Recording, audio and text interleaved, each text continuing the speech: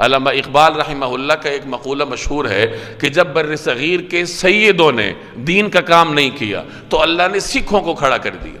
سکھوں میں سے دو بڑے مشہور علماء گزرے، مولانا عبید اللہ سندھی رحمہ اللہ، یہ سکھ خاندان سے تعلق رکھتے تھے اور ان کا دین کے لیے بہت بڑی خدمات ہیں، بڑی قربانی ہیں۔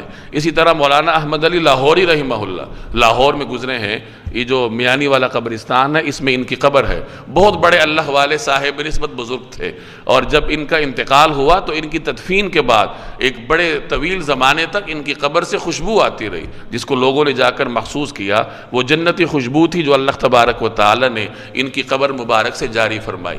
ان کا تعلق بھی سکھ گھرانے سے تھا، بڑے سکھ گھرانے سے ان کا تعلق تھا۔ ان کے واقعات بڑے عجیب و غریب ہیں۔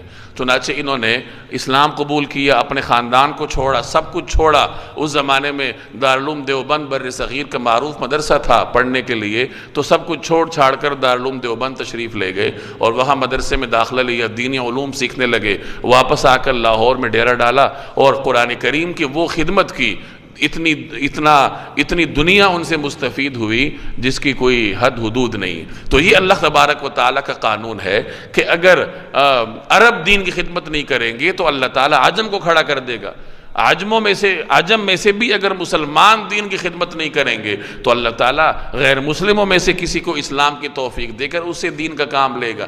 دین کسی کا محتاج نہیں ہے، اللہ کسی کا محتاج نہیں ہے، میں اور آپ دین کے محتاج ہیں۔ اس لیے فرمایا اگر تم نہیں کرو گے تو اللہ تعالیٰ تمہاری جگہ کوئی اور قوم لے آئے گا، اور تم اللہ کو کیا نقصان پہنچا سکو گے۔